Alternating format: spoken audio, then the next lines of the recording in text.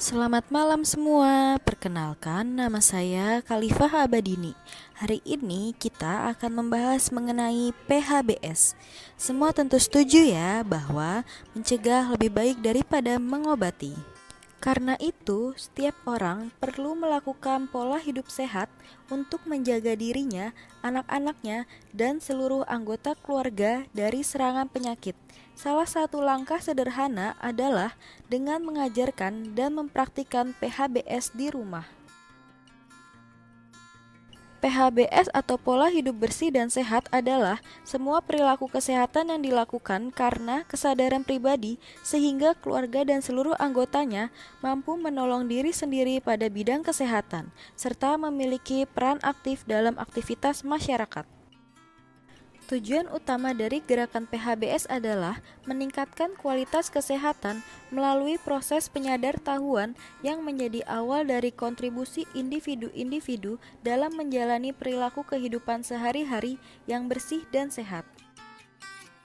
Sedangkan manfaat PHBS yang paling utama adalah terciptanya masyarakat yang sadar kesehatan dan memiliki bekal pengetahuan dan kesadaran untuk menjalani perilaku hidup yang menjaga kebersihan dan memenuhi standar kesehatan. Lalu, mengapa harus mengajarkan PHBS pada anak sejak usia dini? Anak pada saat usia kecil, jika kita ajak melakukan suatu kegiatan bersama-sama, pasti ia akan senang, sehingga rasa senang tersebut akan ia rekam di dalam otaknya. Harapannya adalah anak sudah mempunyai kebiasaan PHBS sebelum ia masuk sekolah, dan saat anak berada di luar rumah, baik di sekolah ataupun di tempat umum, anak bisa menjaga dirinya sendiri dari ancaman penyakit. Selanjutnya kita masuk pada 13 PHBS yang bisa diajarkan pada anak di rumah. Perilaku ini tidak memerlukan biaya atau peralatan yang mahal, hanya membutuhkan waktu untuk membiasakannya. Sehingga jika dilakukan setiap hari secara rutin, akan berubah menjadi kebiasaan perilaku hidup bersih dan sehat.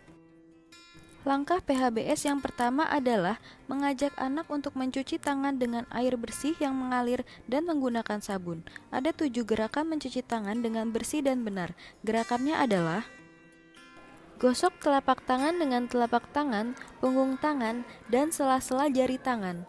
Lalu, remas jari tangan dengan gerakan saling mengunci dan bersihkan ibu jari. Selanjutnya, putar-putar jari tangan dalam keadaan menguncup pada telapak dan gosok pergelangan tangan dengan gerakan memutar.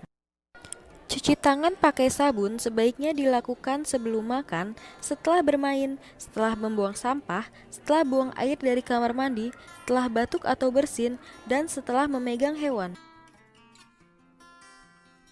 PHBS kedua adalah membuang sampah pada tempatnya. Sediakan tempat sampah di rumah yang mudah dijangkau anak-anak. Sesudah makan biskuit, buah, atau sedang bermain, pasti menyisakan sampah lain. Ini merupakan saat yang tepat untuk mengajak anak membuang sampah pada tempat yang sudah disediakan di rumah. PHBS ketiga adalah makan sayur dan buah setiap hari. Untuk anak yang susah makan sayur, bisa dikombinasikan atau dikreasikan sayurannya agar anak tertarik. Kalau buah-buahan, kenalkan buah lain selain jeruk atau pisang supaya anak mengenal macam-macam buah lebih banyak lagi. PHBS keempat adalah menggosok gigi. Menggosok gigi sebaiknya dilakukan 2 kali sehari pada pagi hari sesudah sarapan dan malam hari sebelum tidur. Ajarkan anak cara menggosok gigi dengan benar agar sikat gigi menjangkau dan membersihkan sela-sela gigi dari kotoran sisa makanan. PHBS kelima adalah menggunakan toilet saat buang air. Anak-anak yang tidak menggunakan diapers, mereka bisa diajarkan untuk BAB dan pipis di toilet. Misalnya saat anak sedang bermain di dalam rumah, berikan pesan kepada mereka, jika ingin pipis atau BAB, bilang ya nak.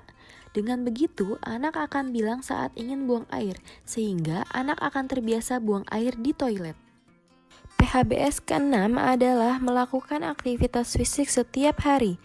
Olahraga sangat dibutuhkan untuk menjaga kesehatan. Tidak perlu dengan gerakan ekstrim dan bisa dilakukan di rumah. Ajak anak senam dengan gerakan ringan atau jalan kaki setiap pagi. PHBS ketujuh adalah mengukur berat badan dan tinggi badan. Ajaklah anak-anak untuk mengukur BBTB setiap bulan.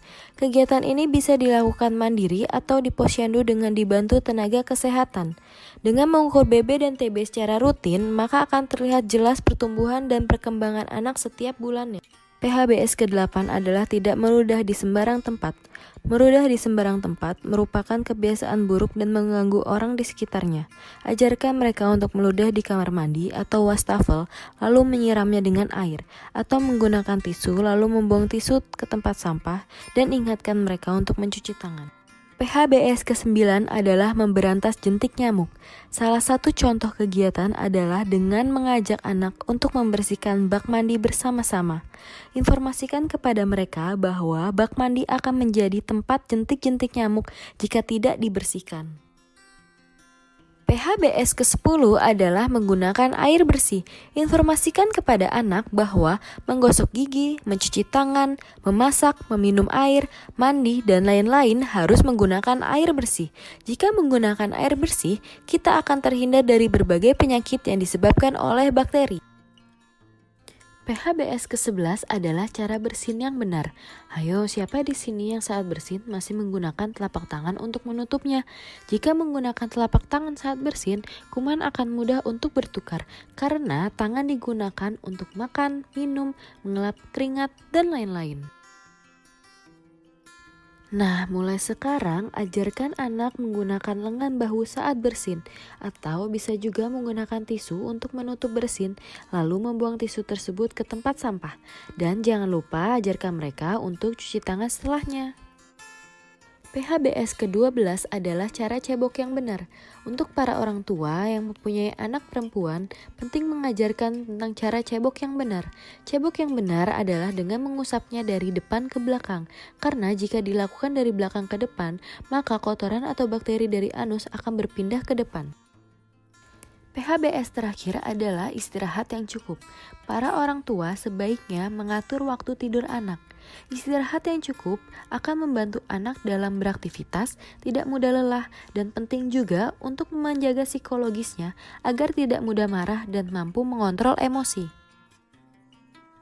13 perilaku hidup bersih dan sehat ini merupakan upaya untuk memberdayakan anggota rumah tangga agar tahu, agar mau, dan mampu melaksanakan PHBS, serta berperan aktif dalam gerakan kesehatan di masyarakat. Untuk melaksanakan itu semua tidak mudah seperti membalikan telapak tangan. Akan tetapi, jika 13 perilaku tersebut dilakukan bersama-sama dan terus-menerus setiap hari secara rutin, akan berubah menjadi kebiasaan baik. Yuk kita mulai lakukan perilaku hidup bersih dan sehat.